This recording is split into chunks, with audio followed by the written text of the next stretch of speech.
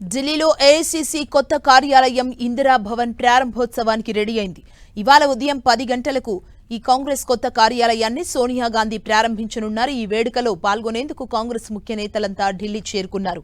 ఈ కార్యక్రమంలో పాల్గొనేందుకు తెలంగాణ సీఎం రేవంత్ రెడ్డి కూడా ఢిల్లీ వెళ్లారు. అఖిల భారత కాంగ్రెస్ పార్టీ కొత్త కార్యాలయం సర్వహంగులతో సిద్ధమైంది. 5 దశాబ్దాల తర్వాత కాంగ్రెస్ పార్టీ అడ్రస్ మారుతోంది. ఇప్పటి వరకు ఢిల్లీలోని 24 అక్బర్ రోడ్ ఏఐసీసీ కార్యాలయంగా ఉండగా ఇప్పుడు కొత్త ఆఫీస్ ని దీన్ దయాళ్ ఉపాధ్యాయ్ మార్గ్కి మార్చారు. కాంగ్రెస్ పార్టీ కొత్త కార్యాలయ నిర్మాణ పనులు 2009లో ప్రారంభమై 15 ఏళ్ల పాటు కొనసాగాయి.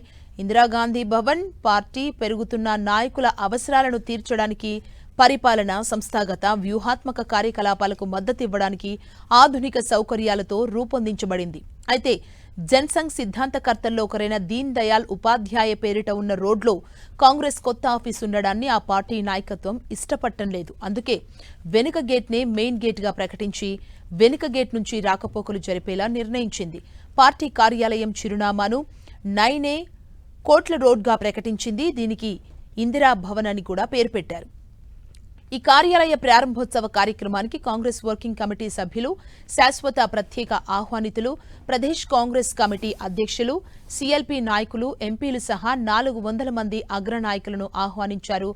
లోక్సభ, రాజ్యసభ, ఏఐసీసీ కార్యదర్శులు, విభాగ అధిపతులు, అదేవిధంగా సెల్లు, మాజీ ముఖ్యమంత్రులు, పీసీసీ అధ్యక్షులు, సీఎల్పీ నాయకులు, కేంద్ర మంత్రులు, ఏఐసీసీ ప్రధాన కార్యదర్శులు కూడా ప్రముఖ ఆహ్వానితుల్లో ఉన్నారు. మరోవైపు పాత కాంగ్రెస్ కార్యాలయంలోని కాంగ్రెస్ జెండాను అవనతం చేశారు.